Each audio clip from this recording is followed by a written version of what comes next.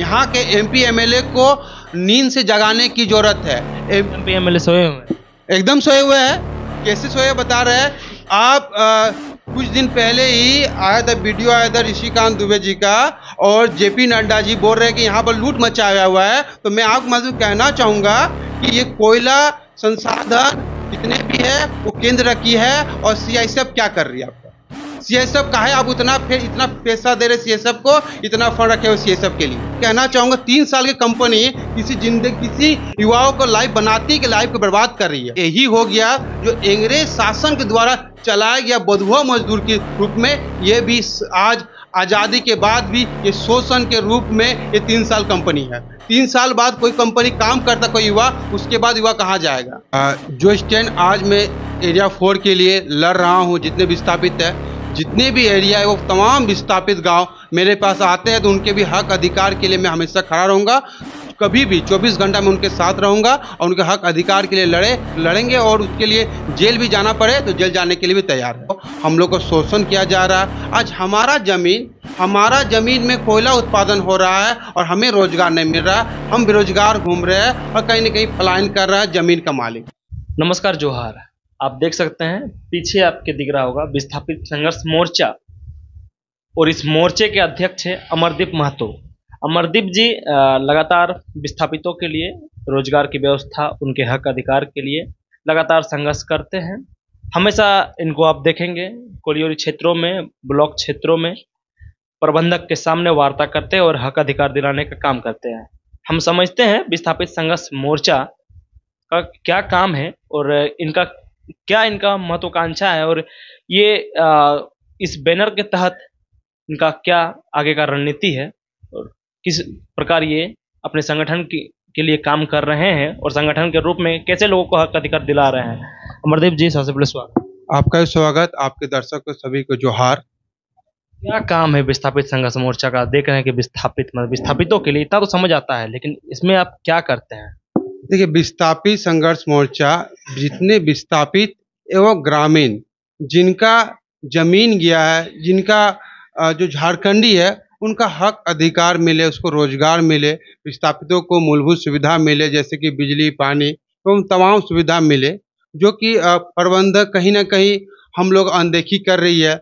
सारा नियम कानून रहने के बावजूद भी नियम कानून को अनदेखा करते हुए अपनी मनमर्जी कर रही है। और मैं साफ शब्दों में कहना चाहूँगा, विस्थापित संघर्ष मोर्चा के सदस्य एवं तमाम साथी कि बीसीसीएल के प्रबंधक के एक भी उनके बातों को हम कटाक्ष करते हुए अपने नियम कानून से बातों को रखें, लेकिन प्रबंधक अनदेखा कर रहा है। उनका जवाब हम लोग बहुत जल्द देने वाले हैं।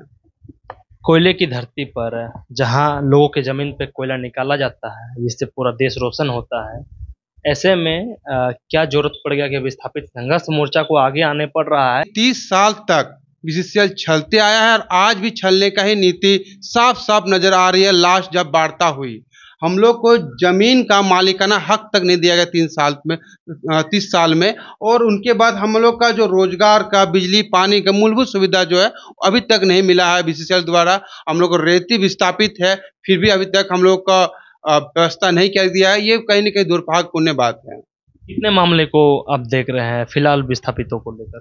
विस्थापितों को जितनी मूलभूत आवश्यकता मिलनी चाहिए, एक भी अभी तक नहीं मिल रही। कहाँ के रहे थे? केसलपुर, मतलब कहाँ? हम केसलपुर बस्ती कर रहे थे, काटापारी कर रहे थे, सभी हम लोग यहाँ विस्थापित हुए हैं। अभी तो उसे बिजली पानी वो रोजगार तक नहीं दिया गया है। रोजगार दे प्रबंधक, नहीं तो हम लोग आने वाले दिन में उग्र आंदोलन करने जा रहे हैं। बीसीसीएल से लगातार आप लोग वार्ता करते हैं, मामला भी पुराना है, विस्थापित हो गए, फिर भी बीसीसीएल नहीं सुन रही है। जीएम चेंज हो जाता है, नए जीएम आते हैं, क्या कारण है और पेच कहाँ पे फंसता है? पेच कहीं न कहीं प्रबंधक का ढीलापन है, और अब हम लोग इस मुद्दे को डीसी तक ले जाने वाले हैं, और उनके बाद भी नहीं हुआ तो मुख्यमंत्री तक ले जाने वाले हैं। और यही कहना, ये जो नीति है, जो केंद्र सरकार की भी नीति है, हमेशा जमीन मालिक को छलने का काम कर रही है। कहीं न कहीं नीति में वो लोग का कहीं गलतफहमी है, गलती कर रही है। हम लोग को शोषण किया जा रहा है। आज हमारा जमीन हमारा जमीन में कोयला उत्पादन हो रहा है और हमें रोजगार नहीं मिल रहा है, हम बेरोजगार घूम रहे हैं और कहीं ना कहीं पलायन कर रहा है जमीन का मालिक। तो ये तो दुर्भाग्यपूर्ण बात है। जो जमीन दिया है, जो मालिक है जमीन को, उसको आपको रोजगार का मुहैया कराए प्रबंधक, ना तो आने वाले दिन में हम लोग कोयला उत्पादन ठप करेंगे। आप लोग के साथ साथ ऐसे कोयलांचल में, हमारे बागमारा में खासकर सभी एरिया में बहुत सारे विस्थापित है। क्या सिर्फ अपने लिए लड़ रहे हैं या फिर उन लोग के लिए भी कभी आवाज उठाई? पूरे विस्थापित एवं ग्रामीणों का हक अधिकार के लिए लड़ रहे हैं, ना कि सिर्फ विस्थापित। विस्थापित जितने एरिया 4 के हैं उनके हक के लिए लड़ाई लड़ रहे हैं, और जितने ग्रामीण हैं उनके भी हक का लड़ाई लड़ रहे हैं। हम लोग लड़ेंगे आगे भी। और एक चीज कहना चाहूँगा आपके माध्यम से कि जो 3 साल की कंपनी आती है और यहाँ के खनिज पदार्थ को लूट के जाती है और यहाँ के युवाओं को रोजगार नहीं देती है, और ये 3 साल की कंपनी सिर्फ लूट मचाए हुए है, और ये अपना पेट तो भर रहा है, और जितना भी वहाँ के वर्कर है यहाँ के युवाओं को नहीं ले रहे, और 3 साल में उन लोग का लाइफ नहीं पार होने वाली है। और यहाँ एमएलए एमपी का 5 साल का कार्य कर रहता है, उसके बाद लाइफ टाइम पेंशन मिलता है। तो ये कहीं ना कहीं ये 3 साल कंपनी, ये पूरी तरह शोषण की कंपनी है। एरिया 4 तो हम समझ पा रहे हैं, आप एरिया 4 आप भी विस्थापित हुए हैं, एरिया 4 के लिए आप आवाज उठा रहे हैं। अगर बागमारा में लगभग 6 एरिया है शायद, दूसरे एरिया में अगर आपका जरूरत पड़ गया, उसमें आपका क्या स्टैंड रहे? जो स्टैंड आज मैं एरिया 4 के लिए लड़ रहा हूँ, जितने विस्थापित है, जितने भी एरिया है, वो तमाम विस्थापित गांव मेरे पास आते हैं, तो उनके भी हक अधिकार के लिए मैं हमेशा खड़ा रहूंगा। कभी भी 24 घंटा में उनके साथ रहूंगा और उनके हक अधिकार के लिए लड़ेंगे, और उसके लिए जेल भी जाना पड़े तो जेल जाने के लिए भी तैयार है। एक कठिन व्यवस्था ये है कि यहाँ के एमपी एमएलए ज़्यादातर विस्थापितों के साथ नहीं है, इसलिए आप लोगों को आना पड़ रहा है। अगर एमपी एमएलए अपना काम सही से करते, विस्थापितों के लिए लड़ते, तो शायद विस्थापित संघर्ष मोर्चा का गठन आज नहीं करना पड़ता। दुर्भाग्य है कि विस्थापित संघर्ष मोर्चा का गठन हुआ है। इसमें आप क्या कहेंगे एमपी एमएलए? मैं अपील करूंगा कि एमपी एमएलए हमें विस्थापितों को उनके हक अधिकार दिलाए और उनके आवाज़ को संसद में व विधानसभा में उठाए। हमारा अधिकार है, वो कम से कम दिलाने का काम करे। यही मैं कहना चाहूँगा। लक्ष्य आगे का क्या रहेगा? लक्ष्य यही रहेगा कि ये 3 साल की कंपनी जो आ रही है आउटसोर्सिंग में, ये चलने नहीं देंगे।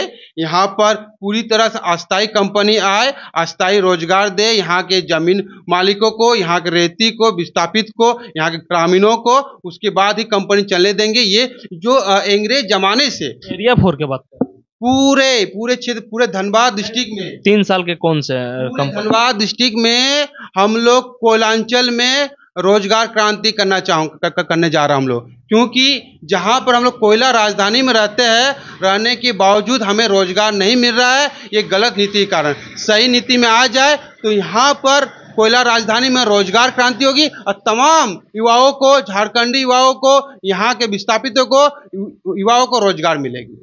सरकार का जिस तरह नियम है 75% रोजगार स्थानीय लोगों को, क्या वो फुलफिल नहीं हो पा रहा है? ये तो मैं हेमंत सोरेन जी को मैं स्वागत करूंगा कि इस 75% हमारा झारखंडी के लिए। मैं आपके माध्यम से भी कहूंगा कि 20% जो केंद्र सरकार द्वारा नियम है कि विस्थापितों को रोजगार देना चाहिए, तो ये भी खास सरकार को 20% जो रेती विस्थापित जो यावाड़ी परिवार है उसको ही मिलना चाहिए।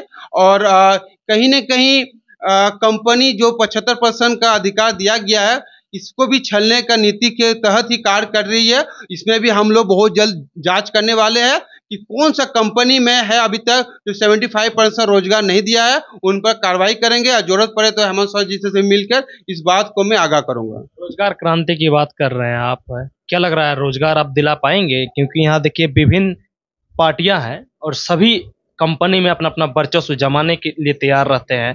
सभी अपना झंडा गाड़ते हैं, बंदी करते हैं, अपने कुछ साथियों को आउटसोर्सिंग में घुसाते हैं। इसमें क्या रोजगार क्रांति हो पाएगी? देखिए, हम लोग पहले याद कि हम लोग वर्चस्व की लड़ाई नहीं लड़ रहे हैं, युवाओं के हक अधिकार के लिए लड़ रहे हैं। और जहां पर इतना कोयला भंडार है, कोयला राजधानी पर रहने के बावजूद हमें रोजगार नहीं मिल रहा है, यहाँ के झारखंडी भाई बाहर जा रहे पलायन करने के लिए, तो ये तो कहीं ना कहीं गलत नीति है। और यहाँ पर जिससे बताया कि जितना पार्टियां है, तो उन लोग का अपना अपना योजना है, कार्य कर रही है। विस्थापित संघर्ष मोर्चा की स्टैंड है कि यहाँ के युवाओं को रोजगार मिले और रोजगार क्रांति करने हम लोग जा रहे हैं बहुत जल्द। पलायन की स्थिति इस क्षेत्र में बहुत ज़्यादा है। लोग झारखंड से बाहर जाना पड़ता है, तमाम कंपनियां यहाँ हैं, इसमें क्या? गलत नीति के लिए आज वही नहीं बोल रहा हूँ कि यहाँ पर इतना सारा कोयला का भंडार रहने के बाद पलायन कर रहा है। काहे पलायन कर रहा है? रीजन क्या है? रीजन यही है कि यहाँ पर गलत नीति, आज सही नीति में आ जाए। मैं चैलेंज के साथ कहना चाहूंगा, सभी युवाओं को रोजगार मिलेगी। यहाँ के एमपी एमएलए को नींद से जगाने की जरूरत है। एमपी एमएलए सोए हुए हैं? एकदम सोए हुए हैं। कैसे सोए बता रहे हैं आप। कुछ दिन पहले ही आया था, वीडियो आया था ऋषिकांत दुबे जी का, और जेपी नड्डा जी बोल रहे हैं कि यहाँ पर लूट मचाया हुआ है। तो मैं आपको मतलब कहना चाहूंगा कि ये कोयला संसाधन जितने भी है वो केंद्र की है, और सीआईएसएफ क्या कर रही है आपका? सीआईएसएफ काहे आप इतना पैसा दे रहे सीआईएसएफ को, इतना फंड रखे हो सीआईएसएफ के लिए? काहे आप सीएसओ पैसा दे रहे हैं जब आपको यहाँ पर कोयला को जो चोरी हो रहा है उसको आप रोक नहीं सक रहे हैं? तो आप जब रोक नहीं सकते केंद्र सरकार, तो जेपी नड्डा बोलने की जरूरत नहीं है। सबको युवाओं को, यहाँ के जनताओं को छलने की कोशिश कर रहा है। कोयला चोरी रोकना क्या सिर्फ केंद्र का ही काम है या राज्य की भी कोई जिम्मेदारी बनती है? देखिए, दोनों का ही जिम्मेदारी बनती है कि दोनों मिलकर लुटवा रही है। एकदम दोनों मिलकर लुटवा रही है। केंद्र बोला राज्य को, राज्य बोला केंद्र को। लेकिन एक्चुअली जो है सीएसएफ, आप जान रहे सीएसएफ केंद्र सरकार क्या है, तो सीएसएफ क्या कर रही है?